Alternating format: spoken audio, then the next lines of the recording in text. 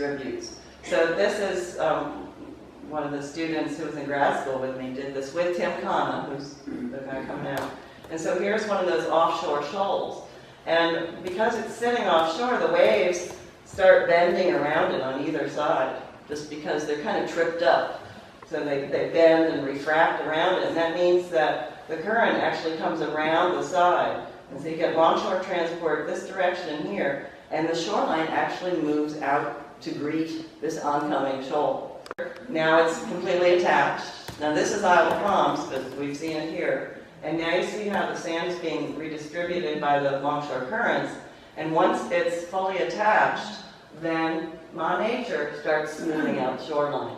Mother Nature doesn't like bulges, likes to have a nice smooth shoreline. How long did that take to get to? This process probably takes about 5 years total from start to finish up here in this area. It all depends on, many things actually.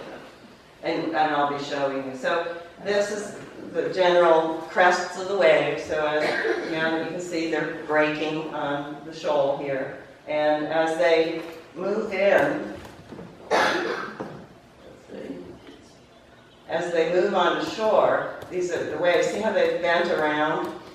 And they've bent around here. And so now here's your angle right there. And the point is this way, so what direction is the longshore current, to the right or left? To the right. The point is here, so the longshore current is here. Remember, the waves go up, and then the particles, so the particles go up and back, and up and back, and up and back. And here, they go up and back, and up and back. So the end result of the waves bending around these shoals are that you have a very different angle of approach on either side, and your longshore current is now going toward this shoal. And that's what brings sand here to build out to greet the shoal. It's one of my favorite words. It's called a tombolo effect. But that's temporary because the waves are still pushing that sand inshore. And so the last stage, you get a lot of accretion here. But where is that sand coming from? It's coming from here and here. So you're getting erosion on the flanks as the accretion is building out on that tombolo effect. So that's the second stage. And then after a while, now that shoal has attached, and as the waves approach, here's a better picture, now they haven't refracted so much. So now here's my angle. So now the particles are going up and down and up and down. Now you have longshore current away from the point. Here are the waves coming in. There's your angle. Angle is here, so that means your longshore transport is opposite. Here's your angle. Longshore transport is that direction. So that's how Mother Nature smooths out the bumps.